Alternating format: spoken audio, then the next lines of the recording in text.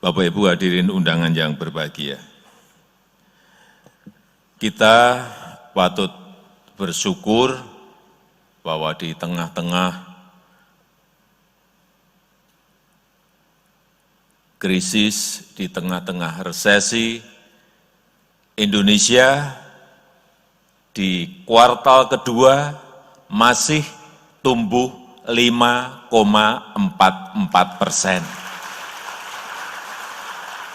Ini wajib kita syukuri. Kita termasuk negara yang memiliki growth pertumbuhan ekonomi yang paling tinggi di antara negara-negara G20 maupun negara-negara lainnya. Juga inflasi. Inflasi pada bulan Agustus masih bisa kita kendalikan di 4,6. Kuartal kedua 4,9%. Tapi karena kenaikan BBM kemarin, inflasi naik sedikit di angka 5,9%. Masih bisa kita kendalikan. Kemudian, tolong nanti dibandingkan inflasi kita dengan negara-negara lain. Pertumbuhan growth kita dibandingkan dengan pertumbuhan ekonomi negara-negara lain. Yang ketiga, yang ini atas dukungan Bapak Ibu sekalian, sudah 29 bulan kita terus surplus neraca dagang kita. Tadi sudah disampaikan oleh Pak Zul, Menteri Perdagangan, dari Januari sampai September, surplus kita mencapai 39,8 miliar US dollar. Ini jumlah yang tidak sedikit. Ini juga berkat kerja keras Bapak Ibu sekalian. Jadi kita semuanya harus tetap optimis meskipun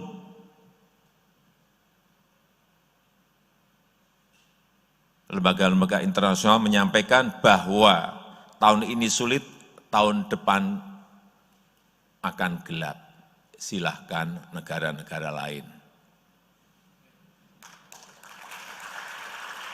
Negara kita harus tetap optimis, tetapi memang harus waspada, harus hati-hati. Karena badainya itu sulit dihitung, sulit diprediksi, sulit dikalkulasi. Akan menyebar sampai kemana, imbasnya ke kita seperti apa.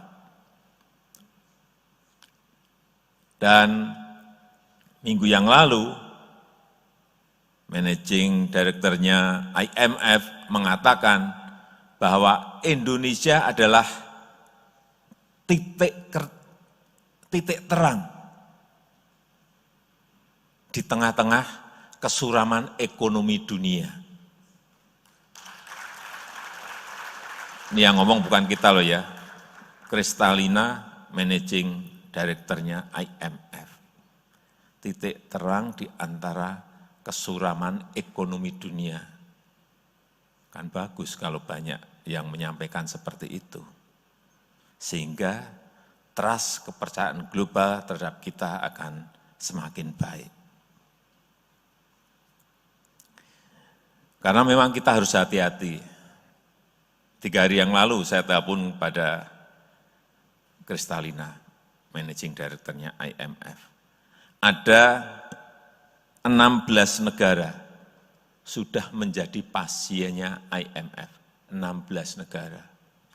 28 negara ngantri di depan pintu IMF. Bayangkan.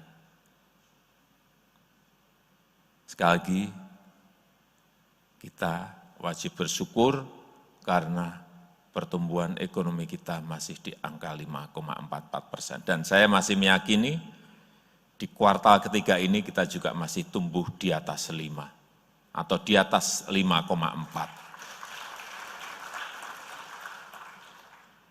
Karena angka-angka yang kita lihat, neraca dagang kita bulan yang lalu masih surplus 5,7, kredit tumbuh 10,7%, indeks kepercayaan konsumen masih di angka 124,7%. Semuanya masih pada kondisi yang baik-baik. Tetapi sekali lagi, dalam kondisi yang sangat-sangat sulit seperti ini, kerja keras adalah kuncinya. Kita nggak bisa lagi, saya ulang-ulang saya sampaikan, tidak bisa lagi kerja itu hanya makronya saja, enggak. Kerja mikronya juga masih belum cukup. Kerja sekarang memang harus lebih detail, dilihat satu persatu, dan dikejar, diselesaikan.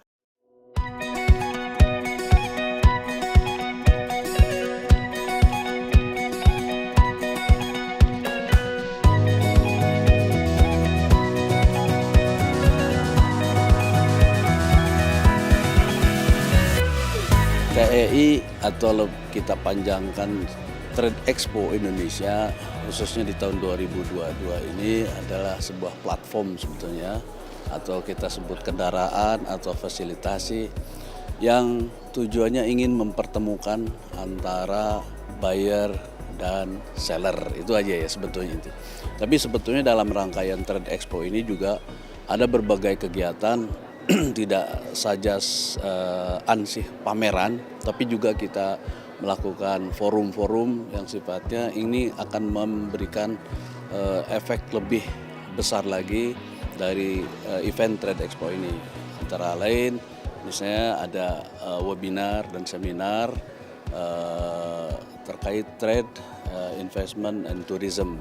Dan dengan mengucap Bismillahirrahmanirrahim, pada pagi hari ini saya resmikan pembukaan Trade Expo Indonesia ke-37 tahun 2022.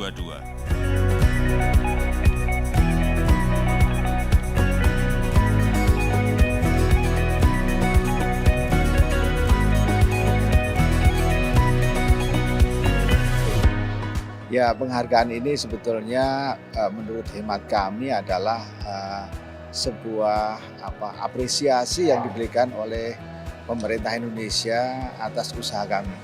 Maka yang paling pertama kita mengucapkan terima kasih. Yang kedua, ini memberi semangat bagi kita untuk bekerja lebih keras lagi untuk mendapatkan pasar yang lebih luas lagi, dan semua ini untuk kepentingan Indonesia. Saya kira itu. Kami tentunya atas nama pimpinan dan atas nama karyawan Asia Pasifik berterima kasih ya. Kami ini masih bayi, baru 2 tahun sudah dapat penghargaan. Kita bilang, aduh kenapa kita ya? Ya kan begitu ya. Jadi kita terima kasih. Tapi ini juga pukulan bagi kami bahwa kami harus lebih baik.